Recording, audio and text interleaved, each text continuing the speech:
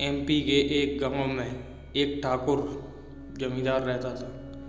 उसके पास सैकड़ों बीघा जमीन थी जिसमें बहुत सारे मजदूर काम किया करते थे। ठाकुर बड़ा ही निर्दयी था।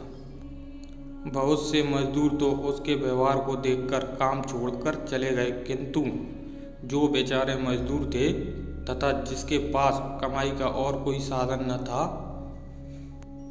वे चुपचाप काम करते रहते। उन्हीं में से एक मजदूर रमेश था। रमेश बहुत बड़ा शिव भक्त था। उसकी माँ उसे बचपन से ही शिव जी के बारे में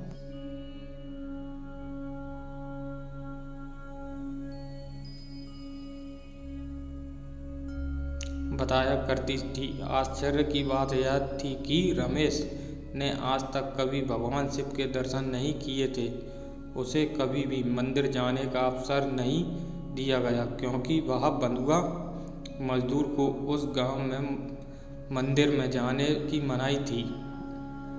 एक दिन रमेश ने निर्णय लिया कि वह आज अपने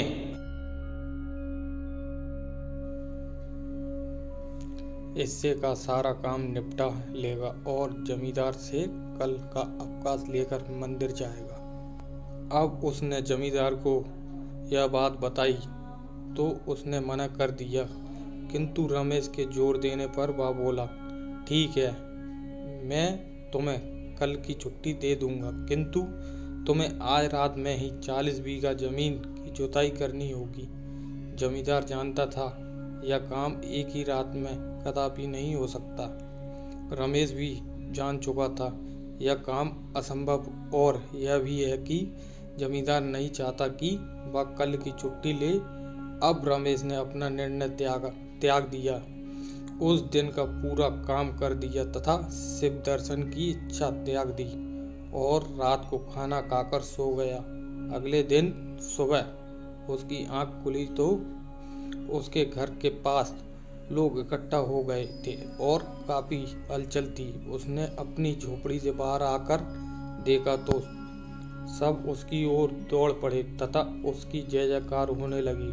रमेश को कुछ भी समझ न आया कि आखिर यह क्या हो रहा है। तब एक व्यक्ति बोला, धन्य हो रमेश भाई, तुम एक सच्चे शिव भक्त हो। एक ही रात में पूरे 40 बीघा जमीन की जुताई तुमने अकेले ही कर दी।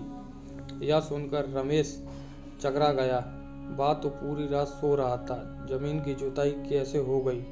उधर जमींदार को जब पता चला तो वह भी पहुंचा। वह समझ चुका था कि शिव जी का रमेश के ऊपर आशीर्वाद है जो वह इस काम को कर पाया।